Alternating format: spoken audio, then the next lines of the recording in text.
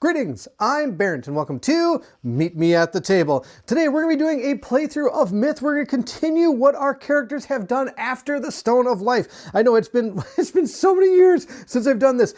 If you're interested in seeing the Stone of Life video that I did, it's a whole video series and it was the first mission we've ever done with Myth. Please check out that. I'll try to put a link in the description of the video. Otherwise you can search the channel. You're going to have to search for a long time. It's like one of the first videos I ever did.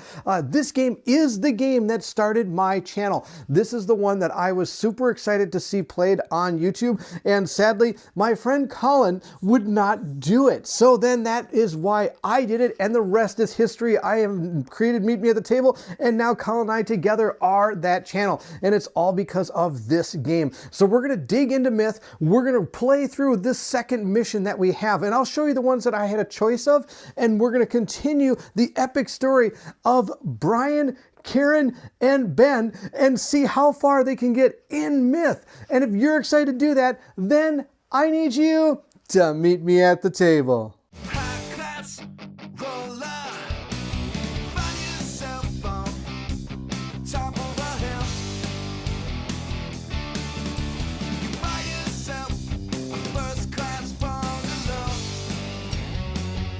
For those of you that have not seen this particular book, this was a book that was part of like an extra thing you could add on to your game during the Journeyman Kickstarter, which finally delivered all the rest of the miniatures. But this is some of the paper components. In case you haven't seen this, this is a super cool book. It actually has all the rules and everything that has to do, including rules for how to play solo. So if you want to play single player, it's found in here. And then I was thinking about doing this mission. Hey, you got that thing, was the mission I was going to do, but there's a small thing right here that states this module is different. It is not played with a group of players, and I wanted to play with the same group we used in the Stone of Life. Of course, I am not going to be using Alex the Swordsman. He has gone on now that he has done with the Stone of Life, so it's just going to be Brian, Sarah, and Ben, or Brian, Karen, and Ben, sorry, going on. So it was a 5-act mission book, which was really cool. I kind of read through it and was excited to do it, but sadly, it's a solo only. Now, also, it does give an idea of how every one of the characters plays. It gives you ideas of synergies and how to kind of what some of the tricks that might trick people up when it comes to playing the character, and it gives you ideas of how to advance your character going forward. And it has like all the different characters that are part of this, and then on top of that, it even goes into the journeyman characters, kind of what to think about when you're early upgrading your characters, how to play these new characters that you might be going into. And after we are done with this particular mission, we are going to be able to turn one of our characters into journeyman, or actually I could say we'd turn them all into journeyman, which would be really cool. So it does go through all the characters, which there's a ton of. There's like monks, there's pupils, there's swashbucklers, there's hunters, there's skalds, there's wardens, there's tricksters. There's a whole bunch of different characters you can play, and each one of them plays completely different, which is super cool. It has a bestiary that talks about all the different monsters in the book. And then it, of course, has some cool art at the back that are some of the cards that you're going to see as you play through it. These are some of the card images that they have in the book.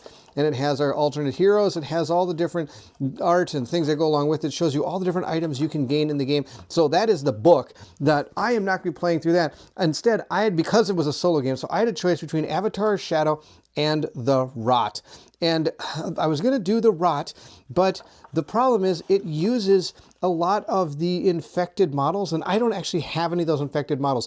When they created it, from what I understand, I didn't actually get them. I don't know, it's maybe something that was part of the whole Journeyman extravaganza that went with Myth, or they just didn't have enough of them produced. I think I have like 4 of them, I think is all I have, but I'm going to need more than that in order to play through this. So I decided I'm not going to do that. So instead, I am going to do Avatar of Shadow. Now, a spoiler, I actually did Avatar of Shadow, but I used Ulysses Spiel's new print and play game when I originally did the Avatar of Shadow. So the very beginning of this is going to set up similar to that, but it's not going to play like it at all. So I'm excited to see what the difference is between their quick little print and play that I did and the actual one that was written by Brian a long time ago. This is a 1 skull module, so that does mean that our characters are built for this. It can be played right with some novice characters that we have, so we're going to be using that, and I'm going to go through the entire setup and everything, and show you all the things we have to do to get ready for this particular mission, and then we're going to dive right in. And of course, I'm going to show you who we're playing with. So for this particular module, we're going to not use any of the Realm Legend tile, the tile legends, and you'll see those on some of the tiles. We're not going to use them. I might explain a little bit what those are as we go through. I am going to start this video off as somebody who has not seen Myth before, so I might be repeating a lot of the rules and how the game plays to people that have already seen some of the videos for Myth. And if that's the case, I apologize for it being a little slow at the beginning, but then we'll start gearing up and really jumping in. For this module, we're going to get our treasure bag with 25 white tokens, 15 green tokens, and 1 blue token. When making up a treasure bag, the tokens that the game comes with are these cardboard ones that you can use. I have upgraded those, of course, with the Kickstarters through the years with Myth, so I have these metal ones as well, but we're not going to use those, and I'm going to use the metal ones for actual money in this game. So instead, I do have a whole set of beads, so I really like to use these. So we're going to take all the white ones and stick them in the bag. Then we're going to take all of the green ones that we have and the blue one, put them all in our bag, and this is going to be the treasure bag. So if we're ever asked to draw a treasure token, these are what we're going to draw from. We're just going to reach in here, pull out one of these, and we'll see what it is. That's a white one, so I draw from the white treasure deck, and you'll see how that goes as we play through it. The difficulty of this is 1 skull, which means that players can attempt this module starting heroes and no upgrades. However, it is suggested players have learned the game and completed the Lucy quest cards in Myth's base game. When playing through Myth, you can either play them through as a module like you see in front of you, or they have a deck of cards that are all individual quests that you can go on as you move through different tiles in the game. We are not going to be doing the quest parts of this. I actually find that I am not a fan of the questing system, though it is a very unique system, and it does bring some joy and fun, especially if you're just sitting down for a short session. You don't have to feel like you have to get through it. As soon as you finish a quest or two, you can just box the game up and keep your characters the way they are and play again when your friends all come over at another time. So there are multiple ways of playing Myth where you can get super fun enjoyment out of it. But we're not going to be doing the quests. We're going to skip all of the quest cards that have to do with this. I'm just going to jump right into this module. And at the end of the Stone of Life module that we played, it did recommend going into this module next. So we are not going to be having novice characters. When we go to look at them, we do actually have 1 upgrade for each of our characters, giving us a little bit of a boost when we come into this. But once we're completed with this particular module, we might have a chance of moving into 2 skull modules, which are going to become more advanced and harder to get through. Here are the required components in order to play through this particular mission. We do need the base game. We're going to need the Cons expansion boat tile. We'll need the Realm expansion supplement 1 and the Realm expansion 1. We need the item expansions. We're going to need all these different tokens and tiles that may come from the base game and the Cons expansion, or maybe just from the base game. We'll need the Tribunal, the unholy models and monsters. One of the enemies called the Stylin, I apologize, I'm terrible with names. We're going to have the Avatar Shadow and these Fireborn models and monsters as well. Now, not all of this is found in that core game, even though it says you do need it. A lot of this is extra stuff that was part of the Journeyman expansion and also part of the original Kickstarter. So in order to play this, you need to try to find a person that actually has a lot of the extra stuff in order to get into this. If you just get the base game, you're only going to be getting the crawler miniatures and the Terror of 1,000 Legs enemy boss. You're actually not going to get any of this other stuff. You might get some of these tokens and everything, but all these other things are going to be extra things that you're going to have to find along the way. Myth is going to be a tough game to get if you're interested in actually getting it. But if you're able to find it, it is a super fun game, as you're about to see. Important note, intro text should always be read before encountering the tile and is preceded by the following icon. If there's an interlude between tiles, it should be read after clearing a tile, but before setting up the next tile. Interlude text is preceded by the following icon. Setup sections and references required for these sections have a white background. The first map we're going to be setting up is the prison. The restrictions for this is I am not allowed to use serendipity, which is a resource that we can use to help out our characters or gain access to merchants or raise characters from the dead. We're not able to do that. We do have a goal. We have to escape after researching what happened in the prison. We fail if all heroes lose. If the heroes dies, they abandon the realm tile, or they cannot escape the prison, which I hope we don't fail. That'd be really, really, really bad. Reward. Each surviving hero receives a quest token that represents the one-use power. This power lowers the darkness AP by 1 when a hero uses this power. Discard the quest token. There are no limit to the number of heroes that may use this power during the hero cycle. So that'll be the thing we're going to be able to get a reward if we're able to get through this. This particular adventure is broken down into 3 acts. The first act is the prison of Arthos. You prepare yourself. You must hold on to every detail if you are to find her. You have never stopped searching. To your dying breath, you will seek to rescue the little girl you lost into the shadow. She haunts you, especially on nights like this. The bold, bright moon reminds you of that night long ago when you failed her. You know once your eyes close, Lucy will be staring back at you. She speaks to you some nights, asks for help, taunts you with images of people and places. It is almost as if you could reach out and touch her. Always you arrive too late. Always the guilt awaits, heavy and alive, a splinter of her shadow forever fixed, immovable in your soul. One day you will be judged and there will be a reckoning. But tonight, there is still hope for one little girl. You will not leave her to torment in shadow. You stoke the fire a bit more and lay down. Flames dance in your vision. You watch embers float into the night sky, mimicking the stars far above until they fade and disappear. You are close. You can feel her. Your eyes close. You hang in the air above a prison of some sort. There's a man in each of the 2 jail cells. 2 men sit guarding them, playing stones. Lucy walks in alone, innocent, made flesh, a wolf among the sheep. The guards are surprised and move to help the lost little girl. You try to call out to the men, to warn them. It doesn't help. One of the 2 men behind bars looks scared. He knows. He backpedals, fleeing into the farthest corner available to him. It happens so quickly. One of the guards reels back, clutching his eyes. He flails across the floor. The other looks on in disbelief. She launches at him and bites his throat clean through. She rides him down as he falls, head still buried in his neck, jaw still chewing. She rises from the dead guard, her face and dress covered in blood. The other prisoner begins to beg her to free him. He is flung and held against the far wall. Suddenly, your perspective changes. You have become the prisoner, floating above the ground, pinned to the wall. Lucy's smile in darkness. You scream as your innards burst forth from your abdomen and begin to snake along the wall where you hang. With a flick of her wrist, the other cell is flung open. So that was like, I don't know, The Exorcist gone bad. So we're after Lucy. Our goal is to free her from the darkness's grip. The quest cards that we did not show have that whole theory behind it. So she has kind of been possessed by the darkness, and our goal is to try to save her. We feel bad that we weren't able to help out a father that needed her daughter saved. So our goal is to continue that into this module, and we're going to attempt to save her. So we have set everything up out on the table. We're going to go through each of these and what exactly they are, and then we're going to begin our adventure. The different tokens we have out is a soldier fighter token.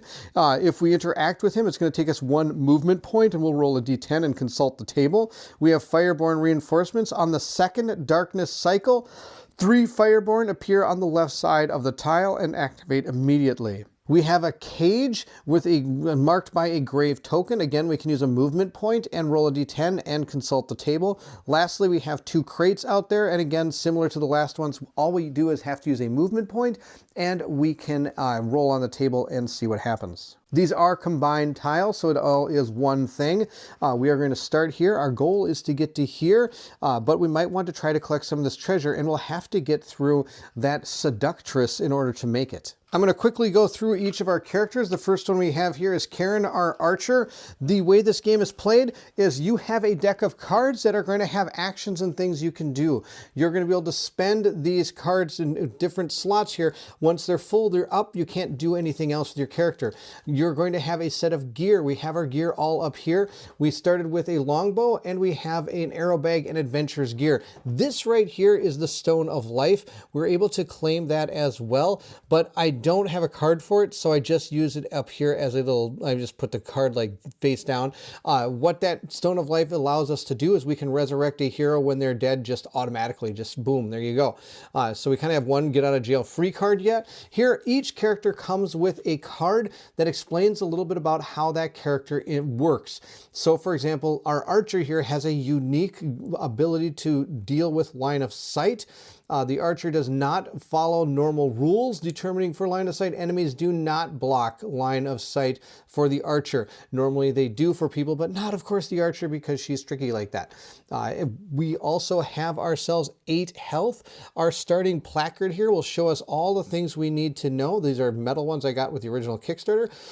This character has, what you're seeing on here is you're seeing the dice pool. She automatically gets to use 1d10 and 1 fate dice whenever she makes any type of roll. She gets this symbol that on the fate dice, she is going to be able to activate anything that is like her normal symbol. So when you're looking for gear or things of that nature, if it has that symbol on it, most likely that is going to be for this particular character. So it might benefit that class. She has a total of 2 movement. Whenever she moves, she starts with 6 health. Oh, sorry, I think it's 5 health. She starts with 5 health. And she has 6 courage. If we're to take a courage test, she will have to roll a 6 or better in order to do that. We start with 5 health, so I'll put that down there. Start with 5 health. We do have a adventurer's gear, which gives us +1 health. And so we're at 6. And then we have, from completing the Stone of Life, the Life Bringer title. The hero has +1 vitality and receives +1 vitality when it's the target of heals. So I get an extra starting 1. Every one of our characters has that for completing the Stone of Life module that we did earlier. Other than that, everything else is as seen. This is our threat meter here. This is our movement. When we decide what movement we're going to do, we can lock in that movement, and some cards can only be played during certain movement patterns, or also you're going to get bonuses based on what movement you're doing for certain cards, and you'll see how that works as we go through it.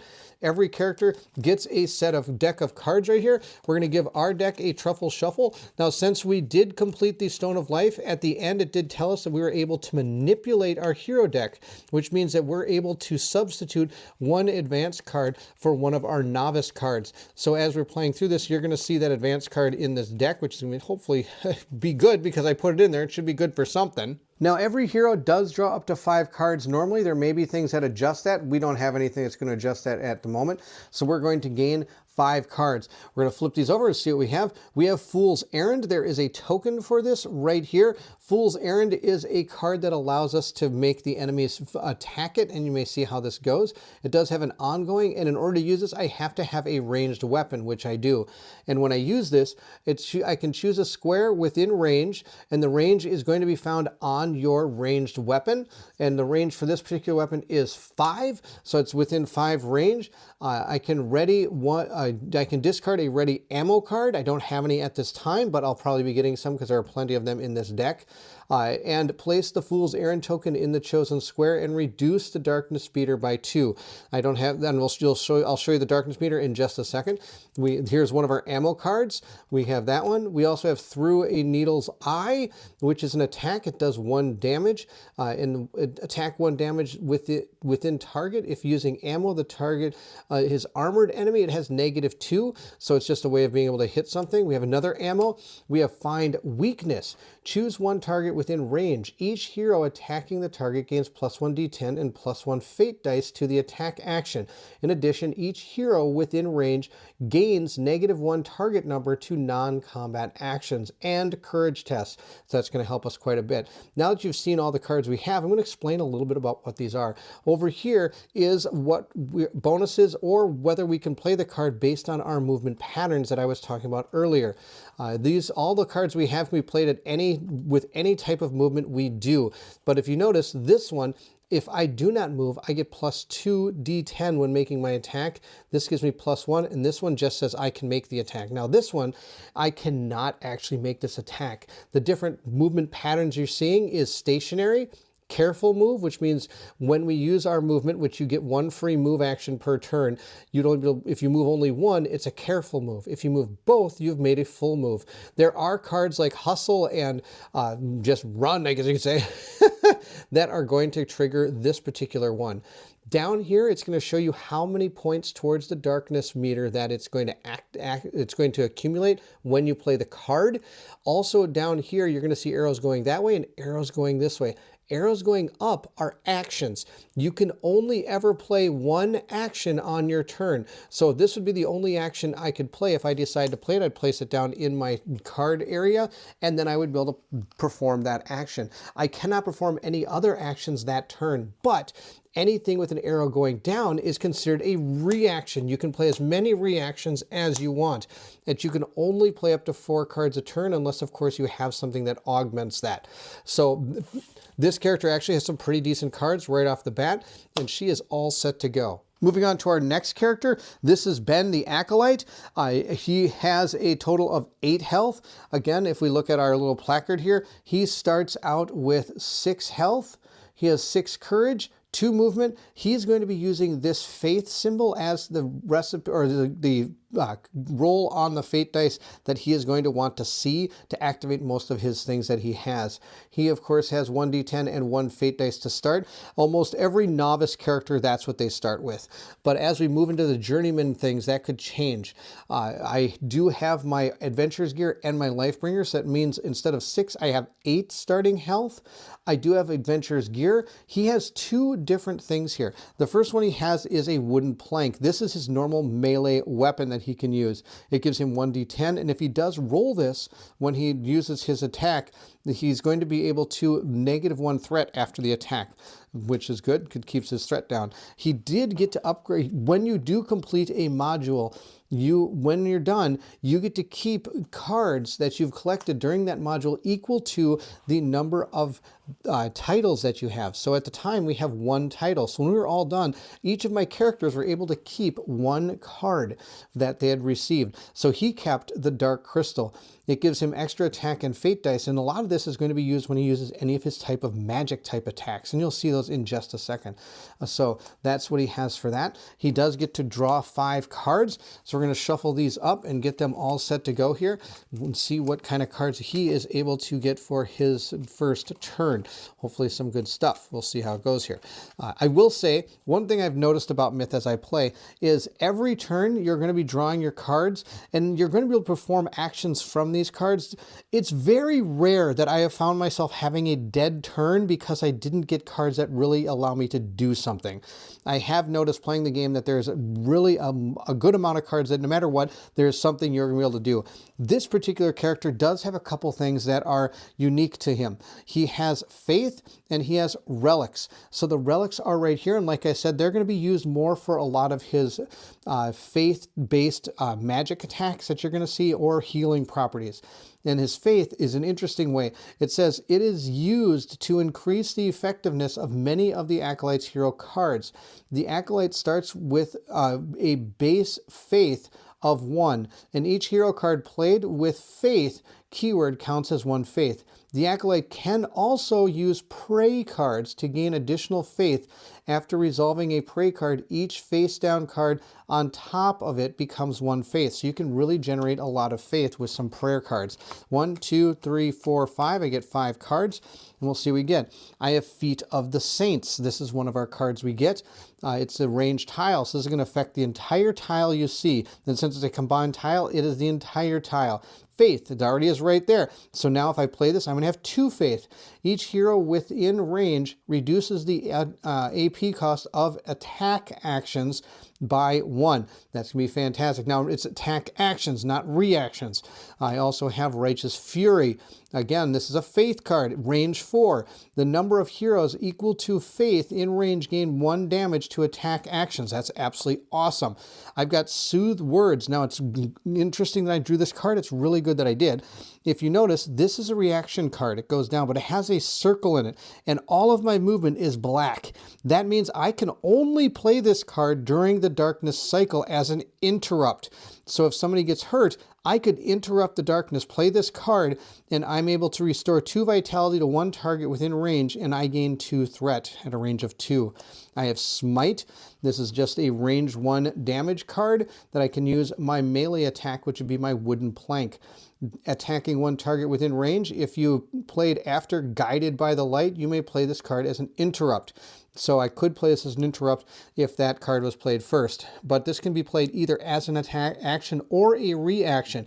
So when I did play Feet of the Saints, each hero within range, including himself, reduces the attack action. So if I wanted to use this as an attack action, this would cost me no, but if I use it as a reaction, it would cost me 1 action point towards the darkness. Then we have Hand of the Father. Faith Heal. Restore 3 vitality to a hero within range. This affects the number of additional heroes equal to Faith. Each affected hero gains +1 d10 to all rolls. Then you gain 4 threat. So it's a lot of threat, but he can heal people with that card. Lastly, we have the Outsider. This is an expansion character. This is not a character you would find in the base game. This character is pretty cool. He is going to be using a lot of malice. Malice is something that is going to be important to this character. The Outsider here starts with 6 vitality, 6 courage, 2 speed, and it's looking for that symbol on the fate dice to activate many of the different powers that this character has. It has a malice pool of 6. So that's what it really likes to have malice. And malice is all talked about on this card. It says the Outsider uses a resource called malice, represented by malice tokens. The malice pool is determined by the hero or enemy with the largest malice pool on the hero token or monster card. Place an amount of malice tokens into the malice pool equal to the number listed on the largest hero token or monster card. Malice is shared between all heroes and enemies who use this resource. The malice pool starts at its maximum value at the start of play session and changes based on the hero action using malice. Playing a hero card with the keyword malice adds 1 malice token to the malice pool, unless the hero or monster card says otherwise. If there is no malice tokens in the malice pool and a hero card, monster card, or an item requires it, the card or ability cannot be played or used. Once the malice tokens are spent, they can only be generated by playing hero cards that have the keyword malice. If a card does not dictate how much malice it generates from it, add 1 malice token to the malice pool. So that is what this character does. This person does have this obsidian glaive, which if I roll a symbol here, it's going to reduce threat after the attack by 1. I was able to keep 1 item for this character, and the Ring is of Naira is what we kept. It gives me an extra fate dice whenever I make an attack, and it gives me +1 movement, and it ignores 1 damage per darkness cycle. So this is really good. There are different colors of items. Green are kind of uncommons. Blues are kind of more rare items. Then there's also orange. There's purple, which are like legendary type items, which are super, super powerful. But we'll probably not see one. Remember, I only have 1 blue one in this bag. Now we'll shuffle up this character's deck and we'll get it all set to go, drawing out 5 cards. Now I know I bombarded you with a whole ton of stuff, but you'll see it all come together as we play through the game. 1, 2, 3, 4, 5. He gets 5 cards. He has I'll take this. It's a parry card. It ignores 1 enemy attack targeting you. I have Hand of Darkness. Now this does have malice on it, so it'll automatically add 1 to the malice pool, which is 6 right now because of this. It says malice pool 6, so it's going to start with 6 in it. Each enemy defeated by you generates 1 malice token. That's fantastic. I have Path of the Guile. Each other hero within range is dealt 2 damage. And then their dice pool increases by 2d10 for attack actions. Gain 1 malice token for each affected hero. Then we have Path of Rage. Each other hero within range gains 3 threat and +1 damage to attack actions this hero cycle. Gain 1 malice token for each affected hero. So that would be good. And then we got Sojourner's Path. This one is an attack melee. This does not give me any malice. This says attack 3 targets with range shown. So it's going to be attacking the 2 in front and 1 behind. In order to hit everything else, I'm not able to target. For each malice token spent, reduce the AP cost of this card. Now, this card normally costs 2. Notice it has different values then as also whenever I decide to play it. So that is his cards. He is all set to go. Let's set up the darkness board. Here's the darkness board. This is the board that's going to kind of keep track of how the enemies activate. The coolest thing about this game that I really enjoy is that this game is not a you go enemies, you go enemies, you go enemies. You're going to be playing cards and performing actions until you reach a threshold on the darkness board. Once you reach that threshold, then the darkness is going to activate. The first thing it's going to do is draw a card. I was in this particular mission, I'm able to choose to either use the Bones darkness deck or the Terror of a Thousand Legs darkness deck. Each one functions differently. I have chosen the Bones for this one because in the Stone of Life we used the Terror of a Thousand Legs. So you can, if you want to see those in action, those cards, you can go check out that particular playthrough on my channel. I again will warn you, it was a long time ago in a galaxy far away, back when I was just starting out in recording, so the quality of it might not be as good as it is now. So now we have everything set up. We're going to start playing our action cards until we get to 6, and then we're going to, or we go over it, and then we're going to activate this darkness. Now, there's a couple other things on the board. We have this is keeping the total damage value for one of our enemies. You're going to not put tokens for the health of our enemies on the actual enemies. You put them out here on the darkness board and just follow it based on this. Down here, we also have the serendipity, which is if we ever get any serendipity, these are the different things we can do with it, and I'll explain that more when that happens. We do have trap table clarifications. This is more for when you're doing questing. And here is the turn summary, and these are different treasures. You're going to put treasures out on the board whenever you're able to defeat 3 minions in one hit, or you're able to take out any commanders or captains out on the board, destroy any lairs, or you take out the boss. And that's when it's going to be dropping treasure tokens for us to pick up. That costs us 1 movement point to gain. I did mention the turn summary here. The turn summary we have is for the darkness and the refresh phase. Those are the 2 phases that are found on this darkness board. The one they don't have there is the hero cycle. Normally the way this game works is you're going to be performing a hero cycle until either all the characters decide to stop or you activate the darkness. After that goes, you're going to continue back into the hero cycle until you decide to go to the refresh phase. So now let's get to playing and I can show you how this all works. Oh, I'm so pumped to do this. All right, let's play some Myth. After reading the beginning of Act 1, we do have an interlude now for our characters. It says here, you shield your eyes from the whipping wind. Fragments of dirt and bone glance off armor, helm, and hand. The windstorm carries a foul smell. The wasteland has risen to the south, does nothing to block the element. Hegel is a harsh land, dangerous, all but lost to the followers of light. It isn't surprising that Lucy led you here, but for what purpose? You are unaware of any prison guarded by men this far into the west, but your dreams are never wrong. What could this prison be holding? Why had you never heard of its existence? Who are those guards? Who are the prisoners?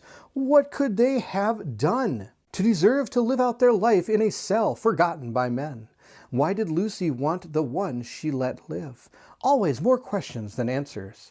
The great wall of Hoggle rises to the north. The mountains of fire cast the horizon red. Eternally sunset. Doom and darkness await there to kill men and destroy the world. It only took 1 day's walk to bring you to the foothills of the great mountains. There, in a fold, hidden from sight, is a prison. You found it easily. Never before have you been here in your waking life. Only in fear and nightmares you are certain it is the right place, just as you are certain what you will find there. At the beginning of the game, we are going to do our hero cycle. So we're going to start with our archer, just because, and you can, the cool thing about this game is of course completely freeform. You can discuss who and when and why you would want to perform actions, and it's a good way to figure out who's going to get the most out of what cards and be able to perform hopefully enough actions and be able to do enough during your hero cycle so when the darkness activates, it's not as deadly as it potentially could be. I'm going to start by playing some reaction cards for our archer. This one is an ammo card. If the ammo card is in the action space during the hero deck phase, immediately ready it. The limit of the ready ammo cards is listed on your equipped item to a minimum of 1. If you ever don't have a way of holding ammo, for example, I lose my arrow bag, which allows me to hold 4 ammo, you can always have 1 readied during it at any time, because you're able to at least carry 1 arrow in your hand is kind of how they're representing it. Now this card can be played no matter what type of movement I decide to use, so I don't really have to choose a movement yet because there isn't anything preventing me from not doing certain movements. We're going to put 2 ammo cards down, so they're going to be ready for our next turn. Now interestingly enough, I cannot play this card right now because I do not have a readied ammo card, so I'm going to have to wait till I get one. So we're going to hold on to that card. I do have Find Weakness and Fool's Errand. Again, I need an ammo card to play Fool's Errand. So instead, I am going to play Find Weakness. This is another reaction card, so I can play as many reaction cards as I want. And this is for the entire tile. And choose 1 target within range. Each hero attacking that target gains +1 D10 and +1 fate dice to attack actions. In addition, each hero within range gains -1 to its target number for non-combat actions and courage tests. So hopefully if we have to do any of those, I'll have that extra bonus.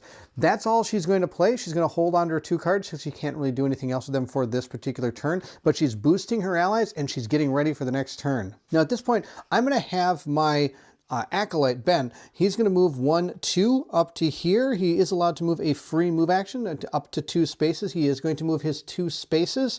Another thing I failed is you may have noticed on the picture that there's supposed to be a token there. I forgot to put that token there. Having performed a regular move, I am going to lock in my movement value. Also, when I played Find Weakness, I should have chosen a target. I'm going to choose this guy because he's the only guy we can really get to right now. So I'm going to choose that guy as my Find Weakness target. And I'm going to have my Acolyte hit him. And we're going to do that with Smite. I'm going to use this as an action because I'm not playing this after Guided by the Light. So I'm going to play that as an action. Another thing I didn't mention about the cards is this little white dot up here, the symbol. That is, or a little flame symbol I should say, that's showing that this is a novice card. Now, like I said, there are cards in here that might have a little green symbol up here, and that's the only one we're able to upgrade so far. So this is a damage 1 range with weapon. So I'm going to attack with my weapon, which is a melee range, which means I have to be adjacent to it.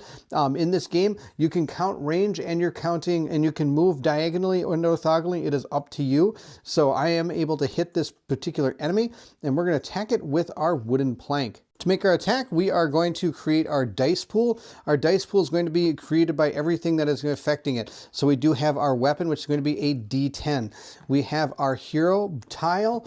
That is also going to give us a D10, and it's going to give us 1 fate dice. So I'm going to put that one there as well. I don't like that one. I like these. These are colored. Those are cool. We're going to use that one. Then on top of that, if there's any other cards affecting you or the enemy, that's going to be an effect too. So this one says that each hero attacking the target gets +1 D10 and +1 fate dice. So that is also affecting it. So I'm going to grab 1 more D10 and another fate dice. All right. I think that's everything we have for this particular attack. We are going to be attacking the Fireborn enemy. The Fireborn enemy, what we see on here is its defense value is 5. The other things we're seeing is that it has 3 movement. It has 1 health. It has keywords, demon, minion, and intellect. Intellect is going to have to do when it actually activates, and we'll see how that works potentially. This is its courage value. This is the priority that it's going to use when it goes to decide who it's going to attack. This is the type of attack it's going to make. It's a melee using 1 D10, 1 fate dice. It's going to attack 1 person 1 time and needs a 7 or better to hit. The damage in range 1, if it gets this particular symbol on its fate dice roll, it is going to ignite, which is fun. This is, and this down here is its activation number. It depends on how, you have to be 4 or closer to this monster to make this particular enemy activate. And then once it's activated, then it will, of course, during the darkness cycle, activate. Back here, we have its abilities. It has Ignite right back here. So if we didn't know what Ignite meant, we could just flip it over. If the target suffers any damage from this attack, the target suffers 1 additional fire damage.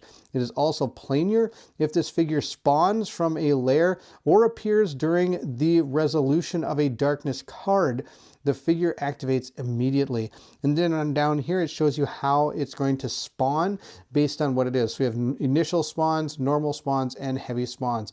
And it has an immunity, of course, to fire because it's built from fire. So now I'm going to take my dice pool and I am going to attempt to beat that number. So we're going to roll all these up and see how we do. We got a 9, a 5, and a 3. So we did beat the number. If we look at our fate recipe, we needed a candle. We did not get that. So we did defeat the enemy. It only has 1 health. And the attack itself does deal 1 damage. It says right here, 1 damage. The damage is found on the cards. So we're going to remove that enemy from the board.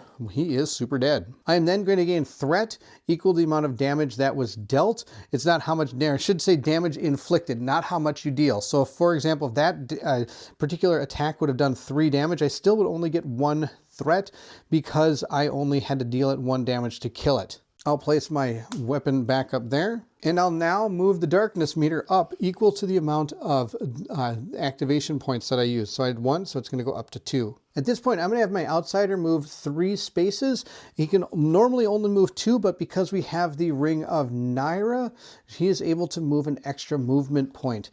I can't really do any attacks against it because the only attacking card I really have is my Sojourner's Path, which I can only attack forward and backwards. Well, actually, I guess I could hit him if I go 1, 2, 3 over the top, but then I would hit the Acolyte as well. If I would have been a little bit smarter, maybe I could have had this happen, but that's okay. We're just actually going to step right to there, and we're going to hold on. We're going to get ready for our next turn. But before we do, my archer also gets to move. She's going to spend 1 movement point to check out this. She's going to go 1 over to here, grab this chest, and we're going to roll and see what happens. Let's take our die, roll it up, and see what number we get. We got a 10! And that states that we get to draw 1 green treasure card. Oh my gosh, that's so good. I have a ton of green treasure items. Look at all these treasure items. There's so many. These are from all the different type of expansions. I have like the Treasure Expansion 1, Treasure Expansion 2s, all this stuff in here. I just put them all together because it's super fun to get all these cool little treasures here. So we're going to mix up both of these stacks, and then once we're done mixing up the stacks, we're going to have to choose which one we want to draw from and decide. Then we get to keep that item. Now, if it's not something we can use, that's okay. We can trade it to somebody else later on, or we could even decide to sell it to a merchant if we want to. All right, so we shuffle them all up. I'm going to grab this top one right here and see what we have found. We have found ourselves the Scryer's Orb. Attack +2, fate dice +1. Look at the top 2 darkness cards and place 1 on top or 1 on the bottom. Now this is a shield card. This is for the character that uses those. That's the a magic user type character. Now if you notice down here there's a 4 and a 1. The 4 is how much you could buy it for, but the 1 is how much I can sell it for. So I can put this in my backpack. You can hold as many items as you want in your backpack, and I can just sell that to a merchant when we see him next time.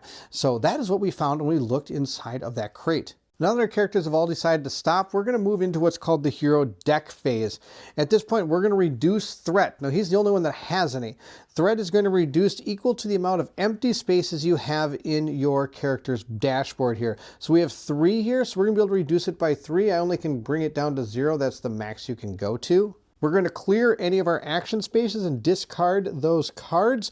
If you had anything with the ongoing ability, that would stay in effect, but none of our characters have anything with ongoing that's going to remain here. Our archer did have an ongoing card, but we haven't played it yet. So that is one we might play in the future. At this point, each of our heroes can choose 1 card from their hand and keep that card. I'm going to take Feet of the Saints. I'm going to keep that card, discard the rest of my hand, and then we're going to draw back up to 5 cards. And this, remember, is a choose. You could choose to just discard all 5, all your cards in your hand if you didn't have anything you think was going to help. But I'm going to draw 4 more, 3, 4 for our Acolyte here. We have Prey. So this is that one we were talking about earlier. It has a stacked ability. I can shuffle my discard pile, draw 3 cards, place each faith card drawn in this card on this card face down, and discard the rest. And the face down cards all become a faith. And you can even go look through here. I've got 1, 2, 2 different faith cards in my discard pile. So there's a pretty good chance I'll get at least one. We have Blessing of the Dawn. This is a tile card. Faith. Each hero within range gains a number of fate dice to attack actions equal to my faith. Remember, if I can play a prey card, that'd be really good. Another Smite. And then we have Last Rites. It's an attack holy. Now this is going to use our relic that we have, and it allows us to attack one target within range. So here's the target, and that says that the other also affects a number of squares equal to your faith counted clockwise in a cross. Player chooses position 1. So it's the target, and then it can choose 1 for 1 faith, 2 faith, 3 faith, 4 faith. It can hit all these things in all these directions. It's absolutely out of control. And it gets extra dice if you stay still. It's a really powerful card. Last Rites is super cool. It only does 1 damage, but it can hit a whole bunch of enemies. Next, we have our archer. First thing we're going to do is we are going to do what's called ready these. I'm going to put these right up here. Or actually, I'm going to put them right above my bow. That's where it's going to go. So now I do have 2 ammo. This gets discarded, and I can choose to keep one of these if I want. I'm going to choose to not keep any of those. I don't really need Fool's Errand. There's only 1 guy on the board, so I'm not too worried about it. I'm going to grab 5 cards. I got 1, 2, 3, 4, 5. Let's see what we found. We found another ammo card. We have Retrieve, which allows us to search the discard pile to find an ammo card. We have another Retrieve. We have Sprint. Oh, that's going to be awesome. And then we have Orion's Tear. I can attack range. It does 1 damage. But for each ready ammo card, you may attack 1 target within range, which is super good. So again, it can hit a whole ton of people. So she's got some really fun cards. The outsider is going to keep this Path of Rage card, discard the rest of his cards, and draw 4 more. 1, 2, 3, 4, and see what we have found. We got Mind Splinter. This is an attack. It's massive, which means it's going to do a lot of damage. It's 10 range. Spend 2 to 4 Malice tokens. Attack 1 target within range. Target gains a damage over time, which deals 1 dark damage for 2 refresh phases. Spend 3 Malice tokens to extend the damage by 1, or spend 4 Malice tokens to make the damage over time automatically just immediately happen. That's super cool. That's an awesome card. We have Knowledge of Evil. I can gain 2d10 to non-combat actions in action. In addition, you may spend 2 Malice tokens to automatically succeed at a non-combat action. That's really good. We have Curse. Choose 1 target within range. Target enemy has the dice pool reduced by 1d10 and 1 fate dice for the attack, and for all attacks and special abilities. And we have Alone in the Dark. I can choose a captain within range. This captain becomes the only priority for minions on the realm. Now, sadly, there aren't any minions out there right now, so it's not really going to help too much. But he does have some cool cards along with his Path of Rage. With that done, we'll move into the refresh phase. So the darkness meter is going to go up 1 for each active enemy type. The only type out there right now are demon, but if we had other ones out there, they would activate as well. For example, if we had, say, one of these guys out there, this would be elemental. We'd activate an elemental.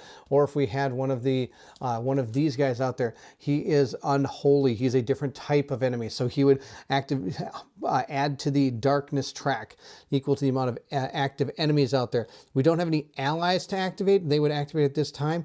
We could check to see if our quest results, if there's any quest things that happen during the game, they would activate at this point. Or we can also check to see if our quest is completed. We also have the status effects. So if there's any effects that would affect you or the enemies, that's when it'd be. For example, the damage over time dark that we would get from our cards for our outsider, that would activate here, or poison or something of that nature. Any traps that are on the board, you would activate them at this point. And then we have cleanup. If you were unsuccessful at any quest, this is when you would clean up those tokens.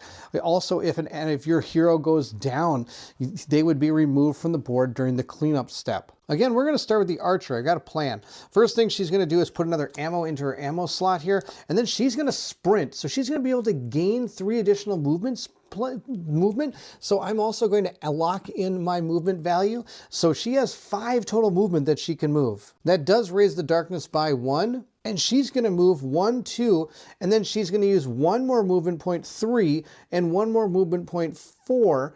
and then she's going to move one more here to 5.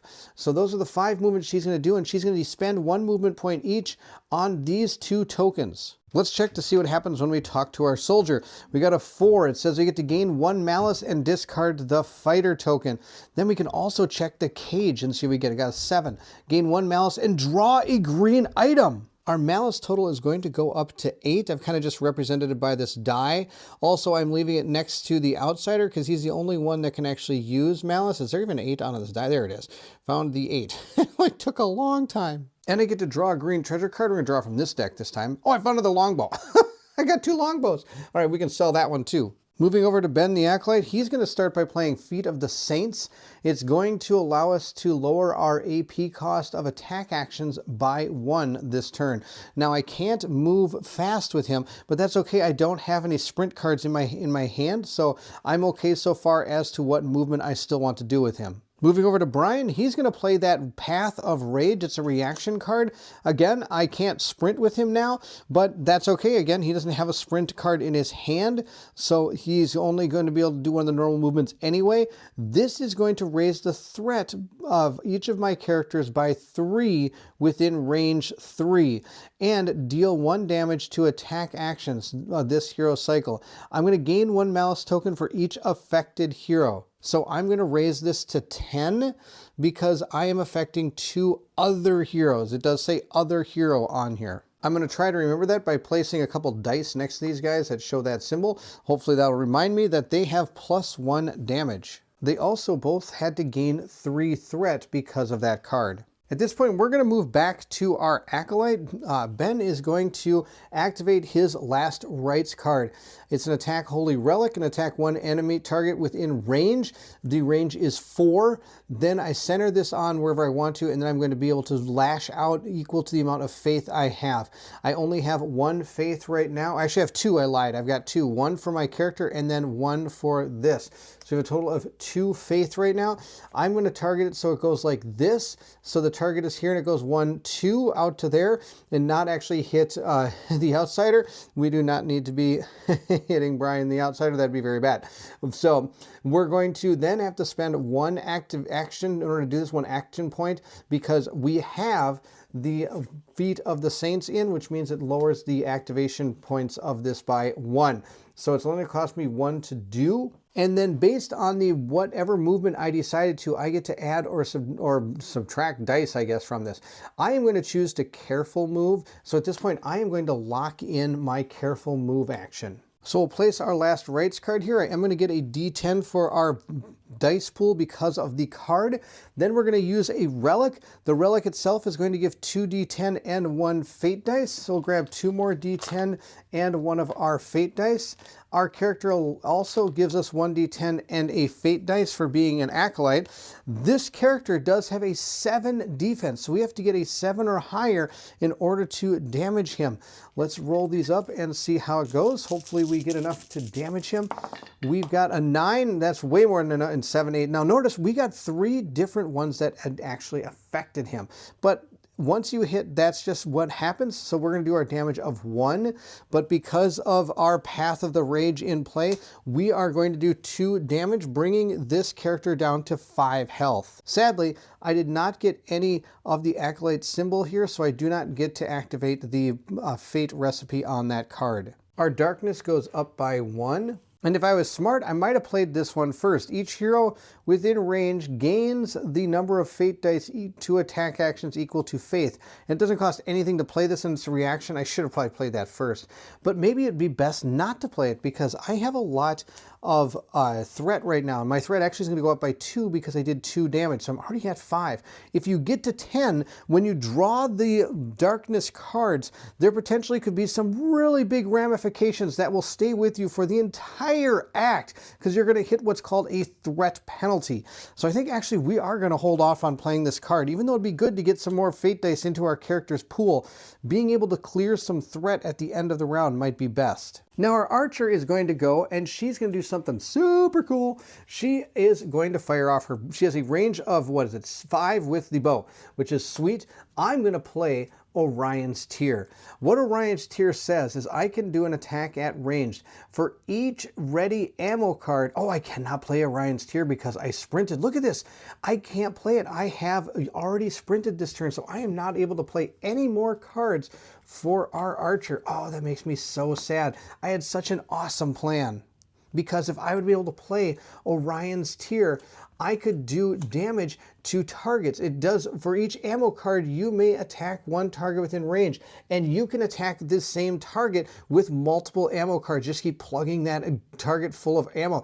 So I'd be able to do 2 damage, plus the extra one from our rage card that we got from our outsider, which is why I moved her so that she could get into range of that rage card. But sadly, I failed to realize that I can't play it because I did a aggressive move. Now, if you're interested in wondering how some of these cards work and a little bit more about how Myth itself is played, please check out Remi's channel. I'm going to put a link to it in the description of this video. He goes through step by step how to play each of these characters in the core game and gives you a pretty good idea of what these cards do and how they all activate together. It's a really good watch. You should go check it out. It is an older video because this game has been out for, I think about 8 years now, maybe 9 years, maybe 7, 8, or 9 years. This game has been around. So the video is a little bit older, but the content is still very relevant when it comes to Myth. So please check out the link to that in the description of the video. Let's really kind of tone down the Seductress a little bit because she's going to activate, I think, real soon. I'm going to play Curse on her. It says here I can choose one target within range. The target enemy has its dice reduced to -1 D10, -1 fate dice for all attacks and special actions. This is not going to cost me any AP. Let's just make sure that this character is not immune to it. Fire, Prone, and Arcane are its immunities. So this is not immune to Curse, so that character is cursed. So I'm going to place this token just right on the card there to remind myself that that character is cursed. The AP is 1 away from activating, and I've got 2 options. 1, I could put some damage over time on the enemy, or I could just smite the enemy. You're right, I think it's time to smite the enemy. I'm going to move up 1 to here with Ben, and then I'm going to play Smite. It's going to give me -1 to the target number because I moved with careful movement. It's going to do only 1 damage because this is not an attack action. So that may mean I should maybe do Mind Splinter. Now I think about it, I'm going to move Ben back. I'm going to do Mind Splinter because that is an attack action for our outsider. But it says other heroes, so that's not going to matter anyway. Let's just go ahead and smite him. We're going to move up 1 and smite the enemy. It's so bad. He's so much threat. So after doing this little dance, I have chose to do Mind Splinter. I think it's going to be a better choice. It states spend 2 to 4 malice tokens, attack 1 target within range. Target gains a damage over time which deals 1 dark damage for 2 refresh phases. I don't think it's going to be around that much longer. Spend 3 to extend the damage over time by 1, and spend 4 to make all the damage over time immediate. And I think that's the one we're going to do. I'm going to spend 4, bringing my dice down to 6 malice. And with that, I am going to be able to do, I think it's 1, 2, 3 damage to this enemy because I get 2 automatically. The third one gives me an extra 1, and then I'm spending 4 to be able to do all of it. Mind Splinter itself is going to give me potentially 3 extra dice if I don't want to move, but I am going to do a cautious move, so we are only going to get 2. That's my chosen movement for him. So we're going to do 1 cautious movement for him. So he's going to get 2 from this. He's going to get 1 in a fate dice for himself. This is not a melee attack, so I do not get my Obsidian Glaive. It's just going to be what I have here. I do have my Ring of Nair, which is going to give me 1 fate dice whenever I make an attack. So I get 1 more fate dice. So we need a 7 in order to hit this enemy and hopefully do a lot of damage to him. I got a 4 and 2 1s. I didn't hit. Oh no, that's absolutely terrible. And I don't have any way to re-roll those, so Oops, I guess I missed. That's terrible. Even though I miss, I still have to raise the darkness meter, and that's to go up by 2. So here's 1 and then 2. I believe it wraps around if I remember right.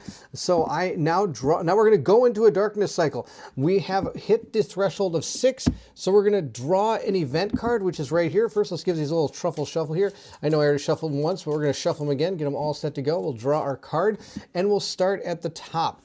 The first one is the event. If the darkness is activated in the refresh phase, then no interrupt cards can be played this darkness cycle. It did not. It got played during the hero cycle. Threat penalty. A mini boss appears at the edge of the closest to the hero with the highest threat. See how horrible having threat penalty could be? The threat penalty is always 10 unless it's told otherwise. Then we're going to activate in the order here. Mini boss, captains, minions, and bosses. So we don't have any mini bosses out there. We have a captain. This is technically a commander, but I categorize them, I believe, as captains. Once that's done, then we do an ill-fated spawn. After a normal spawn, a random card is discarded from each player's hand. We don't have anything to spawn because there are no layers out on the board. But now we have this unpainted piece of plastic, which I'm very sad about. I really wish I would have got to painting that. I didn't realize there was need Fireborn for this. This person is going to activate, so we're going to look at the activation here. First, we're going to check its priority. Its priority is faith. That's our person with the most faith, so it's going to attack Ben, just straight up going after Ben. Dark Desires, Fell Promise. All right, ooh, that's no good. Let's see what Dark Desire says here. On the back, it says, Dark Desire. At the start of each hero cycle, each hero must roll 1 fate dice. If the result is a darkness symbol, the hero cannot play interrupt cards. In addition, for each darkness result, this figure gains 1 fate dice. Well, I probably should have done that. We'll roll at the beginning of each hero cycle. We're in 2 hero cycles, so I should have done that. I apologize. We'll roll these up. I did not get the darkness symbol, so that does not fire off, but that is good to know. I got to check my characters here. Then we have Fell Promise here. Let's see what Fell Promise says.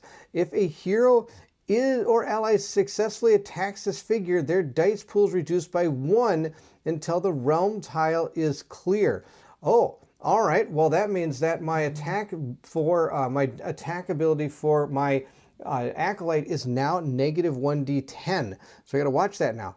If the hero successfully attacks this figure, their dice pool is reduced by 1d10 until the realm tile is clear. So he has 1 less that he can roll for the entire time. Oh, that's super fun. Now, melee attack. It has a damage of 1. Its range is 3. It's going to roll 4d10. It's going to attack 1 person 1 time, and it needs only a 2 in order to hit it. So that's going to be brutal. Let's roll our 4 dice, and I got a 2+, so that is going to hit. It's going to do 1 damage, and it's going to rend and tear. So let's check out what rend and tear does. Rend and tear is, where is rend and tear? Right down here. If the target suffers any damage from this attack, place the target adjacent to this figure. Well then, he did get attacked. He's going to move him right there, I would guess. And I'm also going to take 1 damage, bringing me down to 7. Now, I did forget about the curse. He should have only rolled 3, but more than 1 hit, so I'm not too worried about that. I do get to roll 3 fate dice to try to activate his powers here, but I'm going to remove 1 because he is cursed. We only have to roll 2.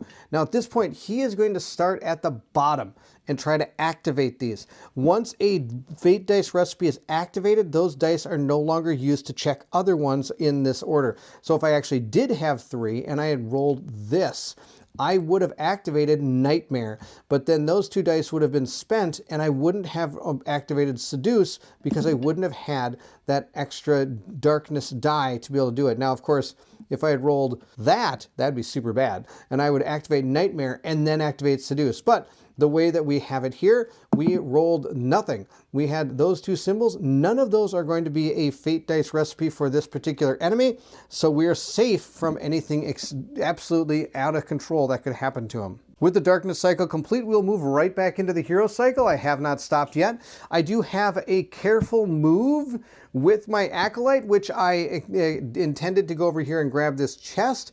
I do have a careful move with my outsider. My outsider is going to move over here. I'm going to check out the chest with my acolyte. We'll roll our die and see what we get. We got a 6, which is going to give us 2 gold that I will give to our acolyte. I am also standing right in front of him, and I am going to smite him with this card. I'm going to try to hit it. I have -1 to TN, and it's only going to cost me 1 darkness to attack with this. This is going to start getting really tough to hit. I get 1 for my wooden plank, but I do not get the 1d10 for my character. I do get a fate dice from my character, though. I don't think there's any more I'm going to be gaining to try to hit him. I need a 7 or better, but because I did a careful move, my TN is -1, my target number, so I only need a 6 or better to hit him. I did not hit him at all, so this also did not affect him. That makes me very, very sad. Wow, this guy is absolutely no joke. That's amazing. That's the end of my turn. I am going to ready my ammo card. I have 3. I can have a total of 4. I'm going to discard that one. I had 2 open slots. 1, 2. I go down to 1 threat. I get to keep 1 card. Yep, I'm keeping my Orion's Tear. That is the one I'm keeping. I am going to get 4 new cards. 1, 2, 3, 4. See what we have found? We got another ammo card. We have To the Knee. Now this is a one we can use during the darkness cycle. This is a reaction. I can attack with my weapon, attack 1 target within range. If the target is a captain or a minion, the target is prone. That could help out a ton. I got another hustle card. Oh, I got Pacify. This is my green card. It says reduce the darkness beater by 1, and it cost me nothing. That's absolutely fantastic. That's so good. All right, those are the 5 cards for her. Oh, that's so good. Our acolyte has some problems. He only has 1 to clear, so he's only going to drop his threat down by 1, going to 4. We're going to discard the cards, and I might actually discard everything. I think I'll keep the Prey card and grab 4 new cards. 1, 2, 3, 4. And see what we have. We have Armor of Faith. This one is going to each enemy within range has its attack TN increased by the number equal to your faith. That is tile. Oh, that's so good. Then we have a sprint card, a consuming fire. Attack fire. Oh no, they're immune to fire. Angelic word. I can attack holy relic. Attack 1 target within range. This attack gains a number of additional D10 equal to your faith. Now, right now my faith is 1, but I have my Prey card, so we might be able to get a good angelic word out on him. But again, that would raise our threat quite a bit. And finally, our outsider here, who I forgot to had an extra movement point if I wanted to use it, and we are. I'm probably going to spend it. I'm going to move him 1 more before the beginning of our turn. I'm not going to keep Alone in the Dark. I think that's fine. I don't even think I acknowledge is evil. I'm going to grab 5 cards. 1, 2, 3, 4, 5. See what we find. We found ourselves a hustle, a sprint. So both of these are movement cards. 1 gives us 2, 1 gives us 3. 1's a reaction and 1's an action. So you have to watch out about that. I think that might have happened for the, now I think about it, I think the archer had played a sprint card, which was her action. She couldn't have played Orion's Tear anyway. We have Disengage. I'll take it. And Path of Nature. Each other hero within range increases their threat by 3. In addition, reduce the AP on the Darkness Beater by 2. That's not bad. All right, we'll put those down. We're going to start with our archer again. The archer is going to play an ammo card into that thing. Then in my first slot, then I am going to use Orion's Tear. I'm going to fire all 3 of my arrows into it, doing 3 points of damage if I hit. I am going to activate my movement of normal move, meaning I'm not going to gain any extra fate dice. I don't get that extra bonus anymore because the card is not out there, and I believe the curse goes away as well because the card is no longer in play. So at this point, we're just going to make up our dice pool. I am going to gain 1 fate dice for my character. Then if we look at my bow, I get 2d10 and a fate dice, and we get an extra fate die for that. And then I'm going to get 3d10, 2 for myself, or 2 for the bow and 1 for myself. I'm going to switch that die out because I like the ones with color better. I don't know why I keep the other ones even next to me. So we have our dice pool is ready to go. Let's roll these up. I don't get any bonus for Orion's Tear, and I need to get a 7 or better on one of these dice, and I got it. Now, sadly, my fate recipe does not go off on my bow. I needed the nature symbol, so that is not going to happen, but I did get to do 3 damage. I do 1 for each ammo card, 1, 2, and 3. Now, if I would have had that extra card out that allows me to do +1 damage, that would have been 4 damage, been so good. I'll drop 1, 2, 3. So this character, the Seductress, only has 2 hit points left. I am going to raise the AP by 2, 1, 2, just like that. Then I am going to still stay on my archer and play Pacify to lower the darkness meter by 1, bring it back down to 2. Also, I did 3 damage, 1, 2, 3, bringing my threat up by 3. Sadly, the archer can only move 2 spaces. Karen is stuck in only the normal movement pattern because of the card that she played. Now it's time to take this guy out. I am going to use my Angelic Word. Damage 2, range 3, attack 1 target within range. This attack gains a number of additional d10s equal to your faith. So let's get some faith. We'll start by playing our Prey card. We'll place that right here. Then I shuffle up my discard pile. And I'm going to draw 3 cards and place each card with faith right on top of this. So right now I have 1 faith from my character, and we're going to grab 3 more. 1, 2, 3. We're going to see what we have. We have faith. We have faith. Oh, we have faith. Oh my gosh, I got more faith than George Michael and Limp Bizkit together. We got 3 faith. Oh, that's so good. Okay. This guy is so toast. I'm going to play Angelic Word now. This thing is going to give me a total of 4 extra d10s because of that. I am going to do a normal movement, so I'm going to lock in my movement, and we get to roll an astronomical amount of d10s, and I get to do 2 damage if I hit. I need a 7 or better on this, and I got a 10 up at the top here. I can't believe it. 1, 2, 3, 4, and then 5. Oh, I think I had an extra die anyway. We hit him. He's good. I did get my symbol, so the symbol does activate on my Dark Crystal. I get the Dark Crystal, one that says move 1 card from your discard pile to the top of your draw pile. Oh, don't mind if I do. But sadly, there's really nothing in here that's going to help me. I might as well move I'll move Soothe Words to the top. I'm not going to keep it, I don't think. Actually, I decided not to do that. I'm going to not gain any 2 damage dead. I'm going to grab 1 of the darkness and move it up by 1. I am going to kill the enemy off and put a treasure token, and I can put it in any of the 4 spaces I want to. I'm going to place it right there. My insider's going to grab it on the way through, or actually I might have I think I'm going to have Ben do it. He's going to move 2 and grab it. But before I do have to raise my threat by 2 up to 6. We're going to draw our token now. I'm going to shake up my bag a little bit. We're going to reach in here and see what we get when we pick up our treasure token. Oh, I think I have to be on top of the treasure token. So we're going to move on to the treasure token and then spend, I have to spend a movement point. That's right. I can't pick it up. I have to be on the thing and spend a movement point. So I'm going to move 1, 2. He's going to move 1, grab this, and 2 to here. He's going to pick up the treasure token. And we're going to see what we get. Oh, it cost me 2. 1, 2. 1, there we go. All right, I'm cheating already. Here we go. Mix all these up here, get all these things all over the place. Here we go. And we're going to draw one of these out. And we got a green one. That's awesome. All right. So now you put it right back in. You don't just take them out. So I get to grab a green card. I'm going to grab this one. Something good. What do we found? Aaron's Essence. What's this? Summon 1d10, 1 fate dice. Summon. Attack range is increased by 2. So this is an Eldar Essence. I can sell it for 3, so that's good. It's worth a lot. So we'll put this into my backpack. I'm not going to be using that. That's all we're going to do. I'm going to discard everything from my hand and lower my threat by 2 for the Acolyte. I'm going to keep my Sprint card, grab 4 more cards. 1, 2, 3, 4. I got Consuming Fire. We've seen that. Here is Intercession. 1 hero within range gains 1d10 to non-combat actions and courage tests, range of 5. That's pretty good. Stand Fast. Faith. Now notice I cannot move if I play this card. Grants all heroes negative 110 to their courage test and plus d10 to all hero attack actions. Super cool card. Guardian Angel. This is a reaction card I can play. Each successful attack targeting 1 target within range must be re-rolled once. You gain 2 threat. And then we have Consuming Fire. This is a damage over time card, but it is fire, so it doesn't work against the Fireborn.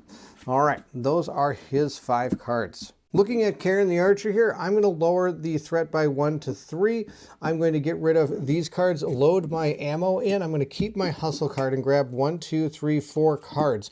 See what we have found. We got a Sprint card. That's even better than a Hustle card. Another ammo card. Then we got Quran's Payment. Check this card out. It's a attack critical range, attack 1 target within range. And look at this, damage 3. And depending on how you move, you gain fate dice to roll. Oh my gosh, it's so good. And I got a dodge card. All right, those are our 5 cards. 1, 2, 3, 4. 1, 2, 3, 4. Did I not count right? 1, 2, 3. Oh, I got my hustle card. There you go. We got 5. And our outsider is going to probably, keep the hustle card or the sprint card. I'm going to keep the sprint card and get rid of everything else. And we're going to draw 1, 2, 3, 4 cards. See what we found. We got Sojourner's Path, Skewer. This is a new one. This one says it is damage 1 range weapon counterattack. So this happens during the darkness cycle melee. Play this card immediately after ignoring an enemy attack with parry to attack that enemy. An attack hits 2 squares in an orthogonal line. That's really good, so I can hit multiple people. Skylance. Oh, Skylance is so good. Check this out. It says attack, massive, melee, move. Choose 1 square within 3 squares. Move into the chosen square and attack 1 target within range. Spend 2 malice tokens to turn this card into a reaction. So I could make this reaction so I could jump down and skylance something and then Sojourner's Path or like skewer this thing or then I could do Sojourner's Path because it's an action card. So you could do like so much damage with all this. And Derision. Oh, Derision is so good. It's a ranged tile, Malice Taunt. So you get a Malice token or Malice automatically for this. If Darkness activates from playing this card, gain 1 Malice token for each AP exceeding 6. In addition, enemies within range have their attack reduced by 1d10, and you are the only priority. Most minions only have 1d10, so this prevents almost any minion from doing any damage to you, which is pretty sweet. So those are his 5 cards. At this point, our goal is to get to the next tile. I already set the next one up and ready to go because I think we're going to get pretty darn close. I am going to have our archer is going to do both a sprint and a hustle. It's going to do 2 AP, but I think that'll be okay. That's going to give us a total of 5 movement points. I'm going to play them into her area. That'll allow her to move 1, 2, 3, 4, 5, and then she can use her 1, 2 to move over here. And at this point, I should go into the story, but I'm just going to get everybody there since we're so close. Again, I'm going to use a move action here. I'm going to gain 3 movement points for our acolyte, 1, 2, 3, and then 1, 2 into this room here. And the final one that's going to play is going to be our outsider. Our outsider is going to use his sprint card as well. That sprint card is going to allow him to move 3 spaces, 1, 2, 3, and then 1, 2 into this room. And at this point, we'll read our next part of the adventure. Here's the continued story. Evil has been here. In the far corner of the room, a man hangs in the air. His entrails have been spun about him like a spider web. His cell blasted red, as if all his blood tried to escape at the same time. To the right, the fireplace still burns. Everything is as you remembered, except for the hunched-over man kneeling near the fire, moaning. Suddenly, time slows. The air seems too thick, holding you in mid-step. Even the embers in the air seem to hold their positions. The air is cold. Your breath lingers in front of you, suddenly visible. Evil is still here.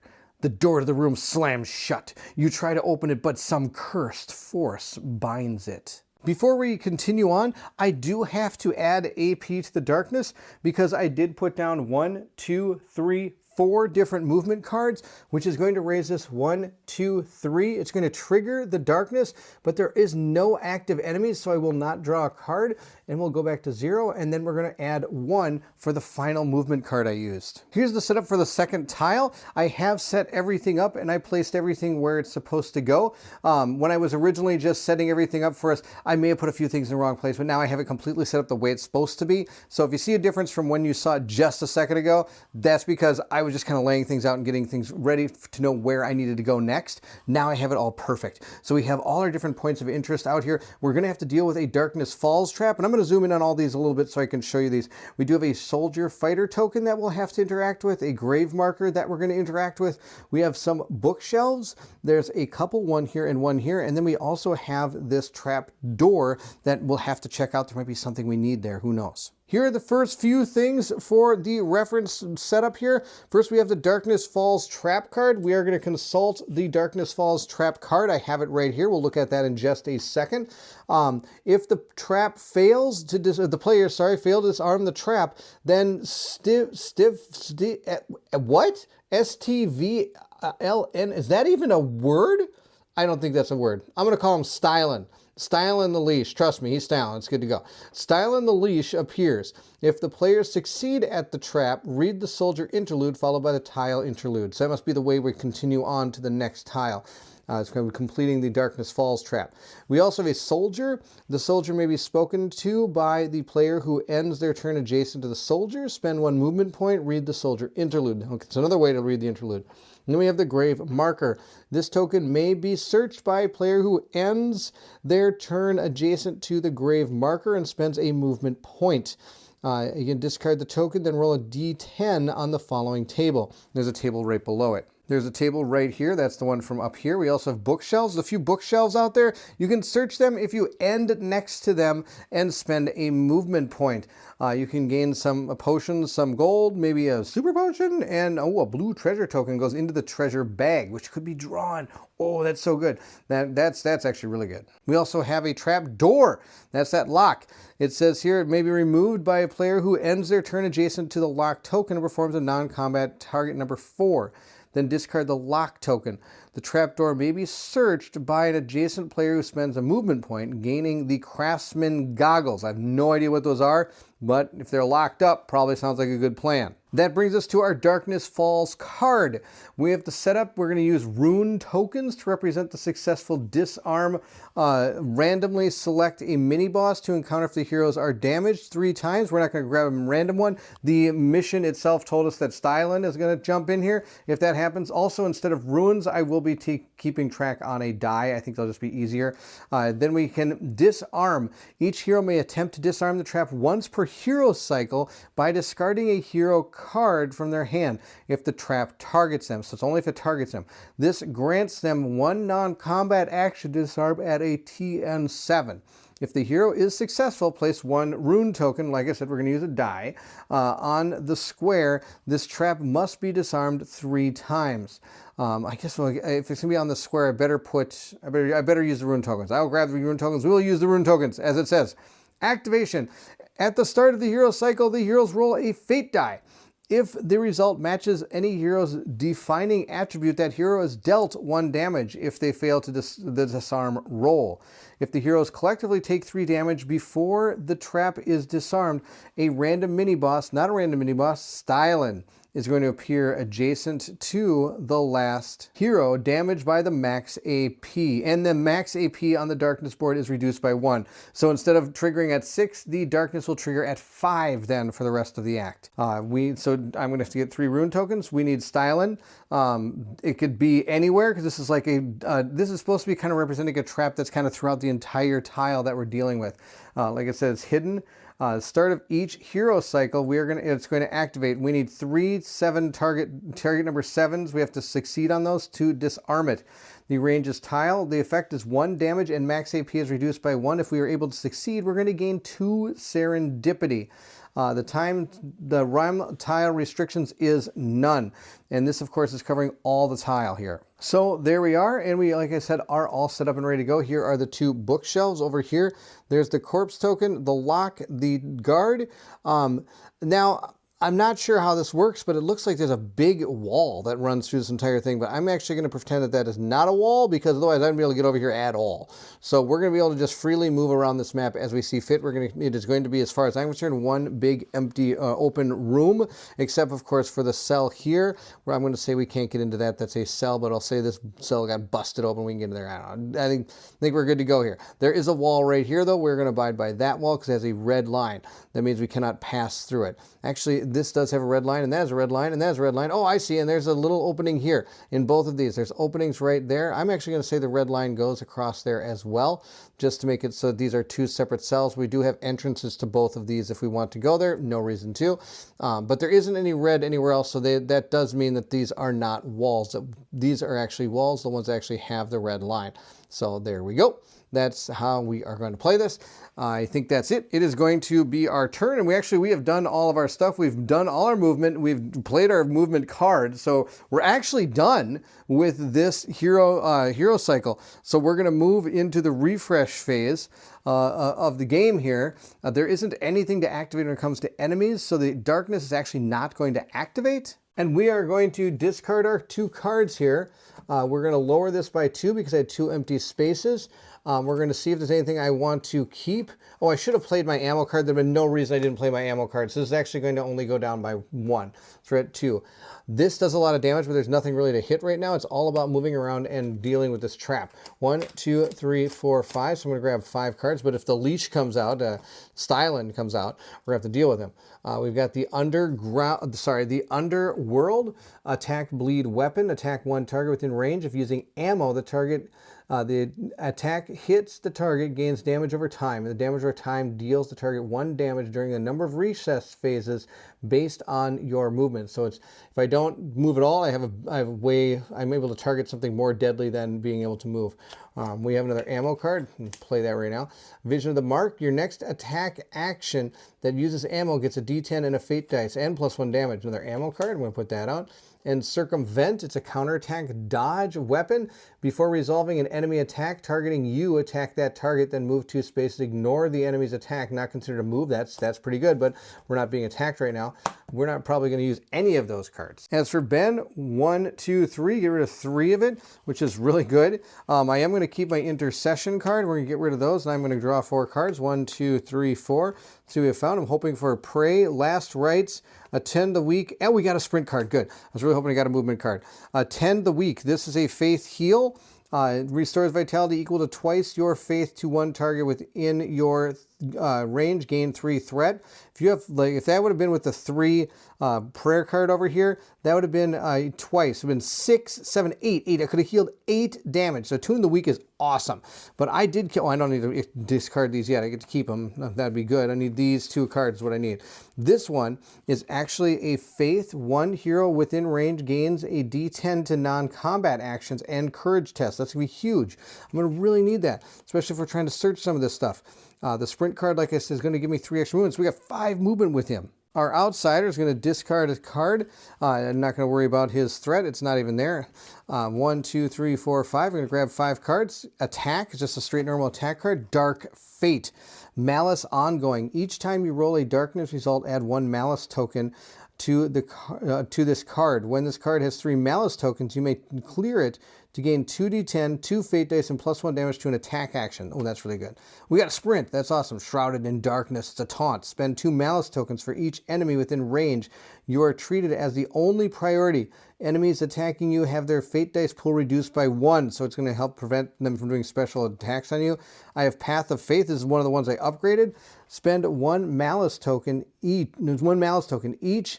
Other hero within range may discard 2 hero cards to automatically pass courage tests. Oh, which would be non-combat tests. That'd been really good. Then we got an attack card. We're back to normal. I'm going to make sure I keep this one out. These I'm probably not going to use. I'm just going to place this all the way up there because we're going to be running. That's going to be the plan. Might as well start with him. I'm just going to place my sprint card here. Give me a total of 5 movement. But before we move, we do have to trigger our Darkness Falls card.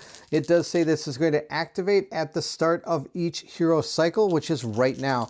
We're going to start our hero cycle, so I'm going to activate this. It looks like we got a Rage, and I don't even remember all the symbols are anymore. But we do not have the Acolyte's symbol. We do not have the Outsider symbol, but we did get our Ranger symbol. So our Ranger is going to have an attempt to be able to try to disarm this trap during this hero cycle. All right, for those keeping score at home that to test Baron's myth knowledge, this is the nature symbol, this is the guile symbol, this is the rage symbol, this is, I believe, I'm going off my memory here, this is the arcane symbol, and the final one that we have is the darkness symbol. 1, 2, 3, 4, 5. Nope, there's one more. That's the faith symbol, of course, from our acolyte. So those are the different symbols on the die. So I redeemed myself a little bit, I hope. All right, at this point, I am going to play Intercession. It's a faith card, so I'm going to be having 2 faith now. One hero within range gains 1d10 to non-combat actions and courage tests. I'm going to play this. I'm going to play this as a reaction. That's what I'm going to do. Play it as a reaction. So that my Ranger can discard a card. Let's discard Gift of the Underworld. I'm going to discard that, which gives me a chance to try to deal with this card. So I get to roll a d10, I get to roll a non-combat action to try to get a target number of 7. I get to roll d10s equal to the amount of target number things that are going to help. This is again for attack, so I don't get any extra dice for this. There's nothing up here that is going to help me with more dice. So the only dice I'm going to get is my placards dice, which is a d10 and a fate dice when it goes to trying to disarm this trap. Now the fate dice really isn't going to play into anything here. There's nothing that's going to activate off of that, so I'm not going to roll that because I am not using this. It will not be able to be activated. Now I do get plus 1 d10 to my non-combat because intercession is on the board and I am within range 5 of my acolyte. So I get 1 more d10 to try to get a 7+. We're just going to roll it up right here. See, we got a 9. That's awesome. So I'm going to place a rune on that card. I only need to get 2 more and we have completed that trap. At this point, we're going to do some moving. We're going to do some moving really fast. I'm going to place sprint on my acolyte. That's going to give me 3 additional movement points. I'm going to use them. I'm going to go 1, 2. I'm going to use my normal 2 movement and then move 1, 2, 3 to right there. We're both going to try to head down this way. The next person that's going to sprint is going to be my outsider. Brian is going to move 3 additional movement places. So he's going to go 1, 2, 3, and there's normal move of 1, 2 going down that way. Next, we have our archer. Our archer does not have any movement cards, so she's going to move 1, 2 onto that bookcase. She can't activate the bookcase this time because it does take a movement point to do that. That's going to raise our darkness by 2 by playing both those cards, so my darkness level is at 3 right now. I am done. We'll start over here. I'm going to discard basically all my cards. I don't think I have any need for these. We can do courage tests automatically, taunt, darkness also. This is an ongoing. I'm going to play this as a reaction. Ongoing cards don't clear. So I actually am going to play that as an ongoing card. I'm going to discard the rest of these. And at this point, I'm also going to clear my sprint card, leaving the ongoing card in this area. Now, the ongoing card itself says malice ongoing. Each time you roll a darkness result, add malice token to this card. When the card has 3, I can clear it to gain 2d10, 2 fate dice, and 1 damage for my next attack action. Our acolyte is going to discard all the cards here. Sadly, I can't keep this. This is not an ongoing card. That'd be super good. Lower my threat to 0. I could keep some of these if I want to. I don't think there's anything really to keep right now. All we're trying to move 2, 3, 4. And once we're out of cards, we'll take our deck, shuffle it back up, and we'll draw some more cards that we have. So we'll shuffle these up real good. Give them a good old truffle shuffle here. Drop some on the ground. Why not? Do I still have my 4? Yes. Okay, just making sure I didn't accidentally drop one into the pile there. All right, give these a good truffle shuffle. And I'm trying to shuffle them a little bit careful because these card sleeves aren't made anymore, and they're not the greatest, they're not the most durable card sleeves on the planet. All right, let's see here. I got to pray, soothe wounds, blood, durage. Okay, we have no movement cards for him, but that's okay. Lastly, our ranger is going to equip 2 ammo cards, lower threat by 2 down to 0, and then probably discard both of those. I don't need them. Drawing 2 cards and shuffling these up to give myself a chance at hopefully some movement cards that will help us out. That'll be super, super good. Let's draw. Well, actually, I don't want movement cards right now for her. I'll tell you why in a second. 1, 2, 3. I'm going to grab 3 cards. She got, of course, sprint, and that's awesome. Okay, so she got a movement card. We'll have to do some debating. Because we are going into this, we're going to move the darkness meter up 1. Now, of course, I did kind of do that in a little bit of wrong order there. We should move the darkness up. Then we will the allies activate. Quest results happen. The status effect, the trap results are going to take place. But the trap is activating actually at a different time than normal traps. And then we'll clean up. So now we go to the hero. Now we go to the refresh phase itself, or sorry, the hero cycle, beginning of the hero cycle, which is the hero deck phase, and that's where we gain all our cards and everything. We also have to roll for that trap.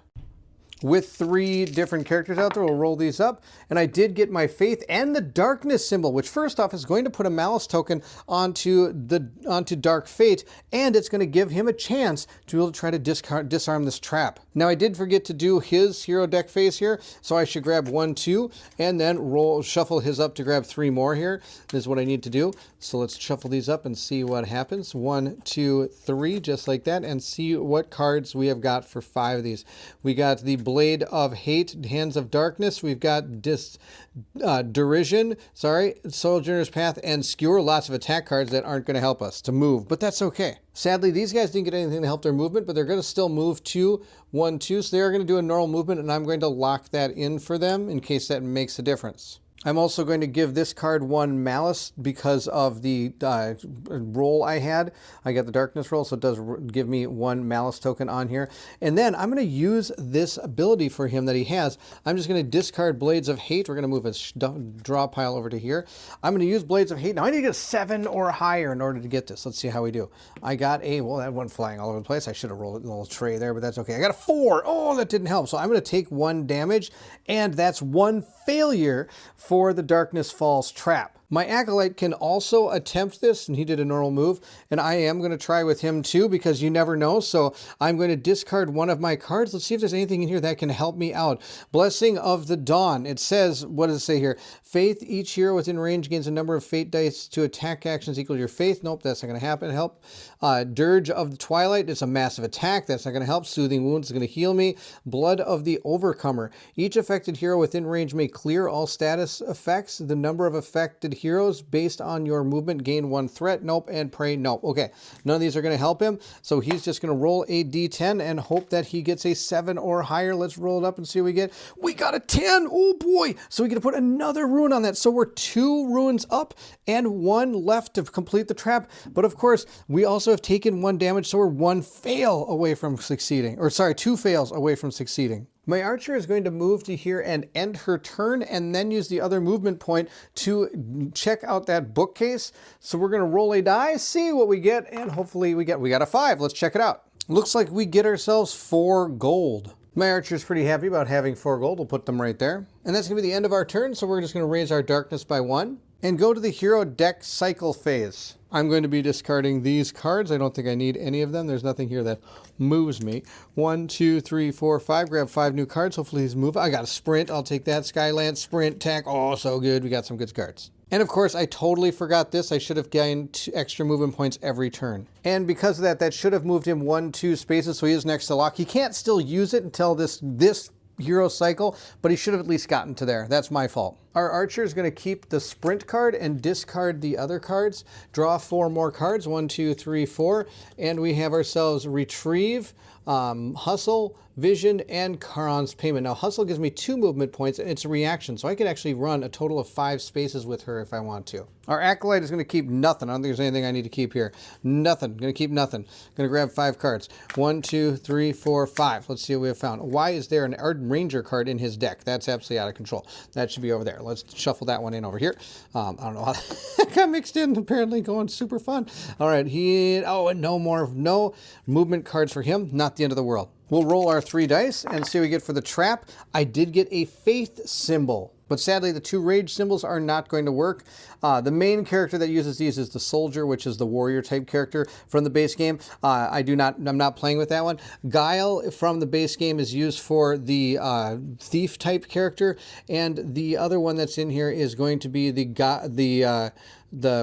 arcane symbol. The arcane symbol is for the magic using character in this game, but again, those are just the base characters. Some of the other characters, there's a whole bunch that came with expansions and things. But there's only 6 different ones, so there's other ones that do use these symbols. But the base characters, those are the specific symbols that they use. Okay, so the first one we have is the lock. I am going to activate that, and I am actually wrong. I could have actually gotten rid of it last turn. It does say lock may be removed by a player who ends their turn adjacent to the lock token, and I perform a non-combat action 4. So I am going to do that. I'm going to perform a non-combat action 4. In order to perform the non-combat action, this is going to cost me 1 movement point, so I'm down to 1 movement point left for him. I did get a 3, so this does open, and on the back it does say lock. I love it when they actually rate what they are on the back side.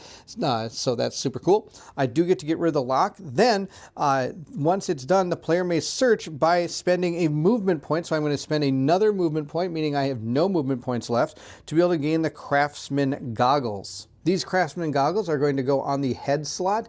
This shows that it is from the item expansion 1. There are 2 different item expansions, I believe. This is from the first one. It's going to give me an extra health point. On top of that, when I build, I get a D10, or I get a plus D10 when disarming traps. So building, that is going to go, a particular character class can use this and be able to work the build action. I believe it's the Tinkerer. The Tinkerer can gain the ability to build with an extra D10. That part of it I don't care about, but the D10 when disarming traps is awesome, and the +1 health is amazing as well. And once you do gain something that gives you health, you automatically adjust it on your character sheet. Next, I'm going to have the Acolyte move 1 space there, and then end his turn using a movement point to activate that gravestone. I have to roll a D10 and consult my table. I got a 7. It looks like I gain 1 malice, a 10. If I had gotten a 10, I would gain 1 malice and a scrying stone, which is a trigger token. I believe you're going to probably use this later on in the mission. I don't know though. It says allows, oh no, it's something I can do. Allows the player to draw 2 darkness cards instead of 1. 1 is kept and the other is placed back into its darkness deck, and the darkness deck is shuffled. Oh my gosh, that would have been really, really good. But sadly, no, that did not happen. I did get 1 malice, so I'm going to go from 6 malice over to 7 malice for our character's pool. I am going to play a sprint card, which is going to give me 3 additional movement points. Sadly, it's not quite enough. 1, 2, 3. Maybe if I would have moved a little bit better, I probably would have ended here and been able to search it, but I can't. So we're going to end right there with him. That character is done. Playing that card does move our darkness up to 6, and then it will reset back down to 7, and there's nothing to activate. Now, the Acolyte does have the ability to discard a card. I'm going to discard Consuming Fire. I don't think I'm going to need it, to be able to try to remove this trap. Let's see how we do. I need a 7, and I got a 7. So that's it. We were able to discard this trap. That's awesome. We were able to get all the things we needed for this trap. Once the 7 TN, if the trap must be disarmed 3 times, I did it. At the start of each hero cycle, we have ability to try to do this. We were victorious. Each effect 1 damage and max AP is reduced by 1, so that's not going to happen. We were successful, I believe. Let's see how this works. If the heroes collectively take 3 damage from this before the trap is disarmed, a random mini boss happens. That did not. I only took 1 damage from this. So we're able to gain 2 serendipity. Now, this is a resource that we share amongst our characters that can be used to do different things. Here is a list of them. For one, I can use 1 serendipity to draw 2 treasure tokens, add a 2d10, 2 fate dice to a roll, 2 10-siders to a non-combat action. We can meet Thalk 3 Dunes. He's a merchant. We could spend 1 to do that. 2, we could add 2 d10 to a hit roll, extend a quest timer, manipulate the darkness deck. We can use 3 to do a heroic event. We can call to arms, which is like gaining an ally. We can ignore the darkness event, or we can even resurrect a hero if we had 4 serendipity. And there's even more things you can do based on some of these missions or some of the modules that you play. You rarely ever see this much serendipity, but other things that could happen if you get even more is you can remove immunities from 1 enemy for a hero cycle, remove a permanent negative effect from a hero cycle. For 6, you can manipulate 1 hero card for a hero, which makes them more powerful forever, which is super good. Discard 1 status effect and restore 3 vitality to each hero. Add 1 gold treasure token to the bag, which if you draw is going to give you a very powerful item or weapon. Summon 3 random merchants for 8, or for 10 I can add an orange token to the treasure bag, which is even better than gold, if you can imagine. Now, it did say when you're able to successfully disarm the trap, you can read the soldier interlude followed by the tile interlude. So this says, the guard turns awkwardly towards your voice, his eyes like stone. Listen carefully, I'm lost. But the man that fled this place with that abomination must not be allowed to impart that girl the secrets of the circle of innocence. Long ago he sacrificed a great many things for the knowledge of good and evil. His investigation, he learned too much. His name is Nicodemus, and he is not an evil man. He came to us voluntarily to hide himself from the darkness and to protect this world. At first, we did not understand his request. When we realized what this man knew, we moved to kill him. But the wisdom of his words stayed with our hands. If he crossed over to death in any way but a natural one, the darkness could use him and his knowledge. So we secreted him away. We are knights of the Bright Legion. We are a safeguard around this world. This prison is one of 3.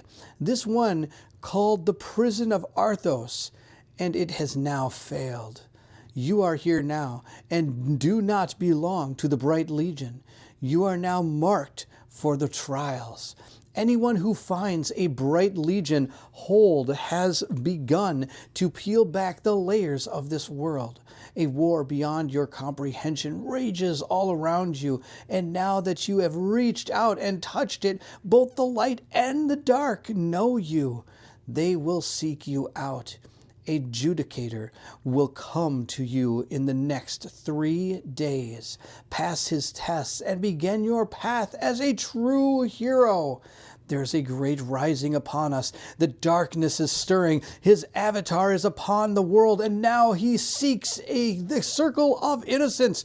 Protect this world. Stop that child. The whole prison seems to groan under a massive weight. Dust and dirt begin to fall down from the ceiling above. The building seems to be closing in on itself. You have to get out. So at this point, we now are going to go back to the original map. So we moved in, found this soldier that was part of the Bright Legion. And now that we know what we have to do, we have to go find Lucy, who is now who's looking for the Circle of Innocence. But to do that, we have to get out of this prison before it collapses.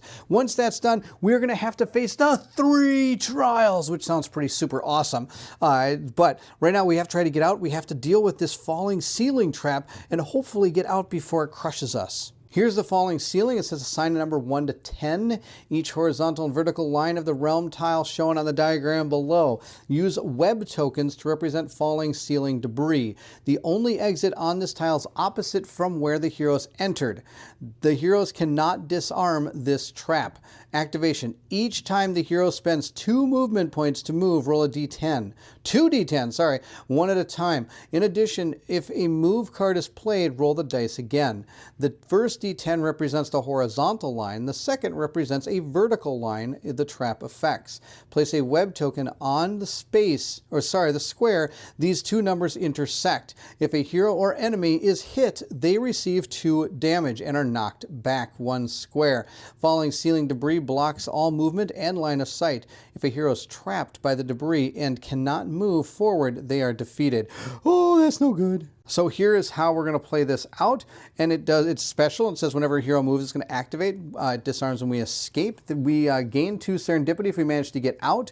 Every time we are hit, we are going to gain 2 damage and knocked back 1 square, or death. So here we are. Now, when it comes to this hero cycle, everybody's moved except for the archer. The archer is the only one that hasn't gone. So the archer is probably going to get out of here. The archer has a lot of ability to get out of here. So we're going to move to 1, 2 to right there. Now it does activate the trap.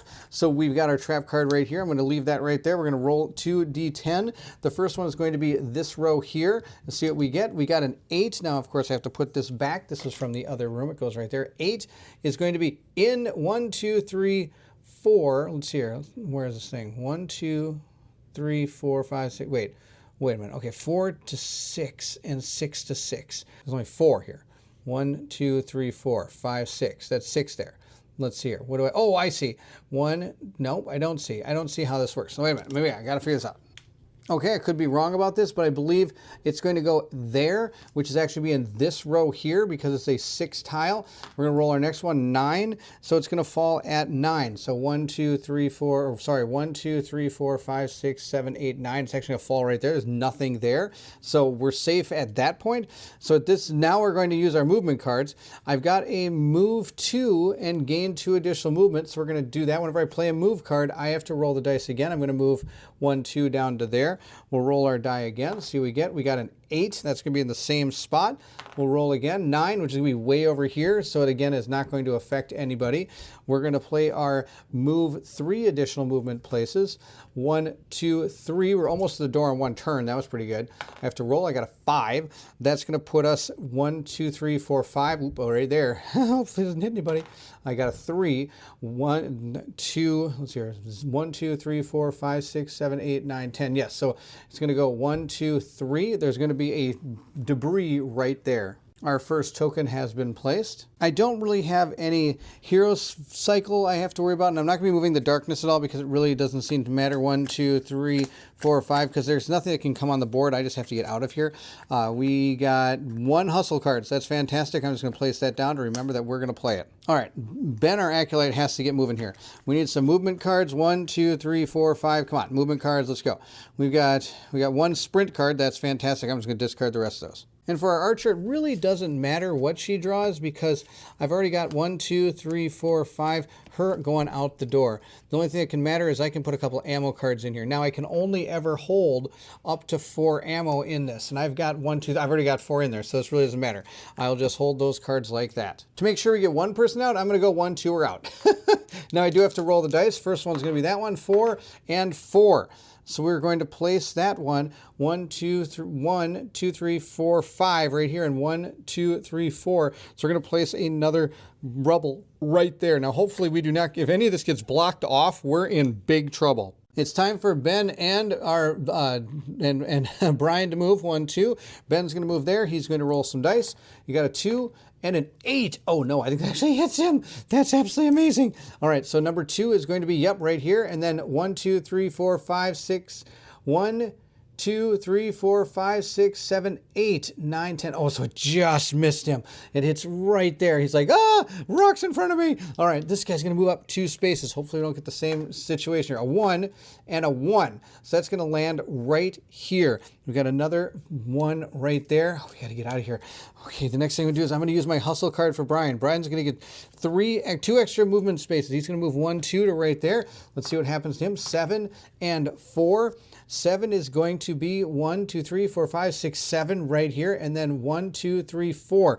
Uh-oh. If we get 2 more kind of in this area here, we're going to be in big trouble. All right, at this point, I'm going to have Brian use his sprint card. He's going to get 3 additional movement spaces. So he's going to go 1, 2, 3 around this, saying, see you, Brian. I'm just going to meet you in the dust. A 9 is good because the 9 is actually going to be up in this area up here. And 6 is 1, 2, 3, 4, 5, 6 down there. So that's not going to matter. All right, that's the end of that turn. I'm going to just draw 1, 2, 3, 4, 5 new cards for Brian the outsider and see what he gets. He got Alone in the Dark, Path, Curse, Disengage, and I'll take that. He didn't get a movement card. Oh no, that's bad. All right, next we're going to draw 5 cards for 1, 2, 3, 4, 5. Ben the Acolyte. Let's see what we got here. Smite, Hands of the Father, Last Rites, Pray. Oh no, no movement cards. All right, our characters will only be able to move 2 spaces. 1, 2, 1, 2 to right there. Oh, first I got to move Ben moved first. We roll. I got a 2 and a 7. Oh, we got lucky. It's because it goes 1, 2 right here. And if I would have gotten 1, 2, 3, something like that, that'd been really bad. 1, 2, 3, 4, 5, 6, 7 right there. That's still not the best. I'm going to put one of these out here. I think I'm running out of web tokens. Next, Brian is going to move up 1, 2 to right there. Okay, we're on that one. See what we get. 6, 1, 2, 3, 4, 5, 6, 7 to right there. 6 and then 1, 2. Oh, this whole tile is becoming filled with this debris. All right, that's the end. Our characters are going to draw new cards. Brian's going to get 5 cards. Here's 4. Let's flip these over and draw some more. He needs to get any movement card he gets us out of here. That's the deal. So we're going to shuffle these up real good and draw 1 more card for him. 1, 2, 3, 4, 5. Let's see what he got. Hand, Sojourners. Oh no. Oh, we got a sprint. Boom. He's out. Okay.